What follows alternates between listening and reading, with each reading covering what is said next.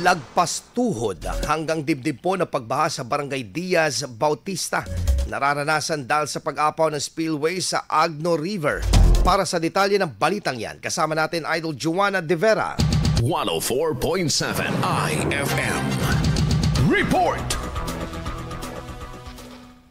Mataas pa rin ang tubig sa bahagi ng Barangay Diaz sa Bautista dahil sa umapaw na tubig mula sa spillway ng Agno River. Lampas tuhod hanggang dibdib pa umano ang tubig sa daanan na ito ayon sa ilang residente. Naabutan na rin namin ang mga ito na naglilinis ng makinaryang ginagamit nila sa pagtatanim dahil sa dumaloy na tubig baha. Bagaman bahagya na umano itong humupa ay pansin pa rin ang lalim ng tubig maging sa mga sakahan.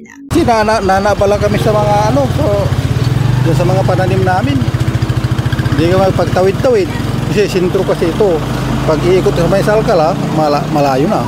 Bukod sa naapektuhan ng baha, ay nanakaw pa umano ang ilan sa kanilang alagang hayop. Burito nga ako, yung iniwanan namin na mga kubo namin sa mga bol. Ubos sa mga hayop namin, inubos nila. Yung mga may bangka, pinupunta nila kung walang tao. Pinukuha.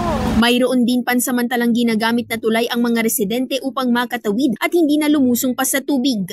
Pahirapan ngayon ang ilang mga residente dito sa bahagi ng Barangay Diaz sa bayan ng Bautista sa paglalakad at pagtatawid dahil nga umapaw pa rin yung tubig baha dito sa kanilang kalsada. Sa ngayon, ito muna yung pansamantala nilang ginagamit.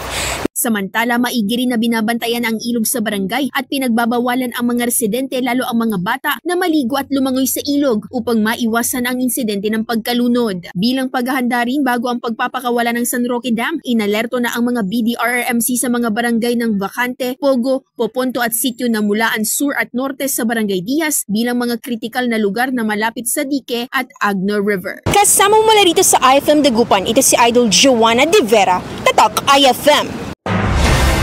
IFM News. IFM News. IFM News.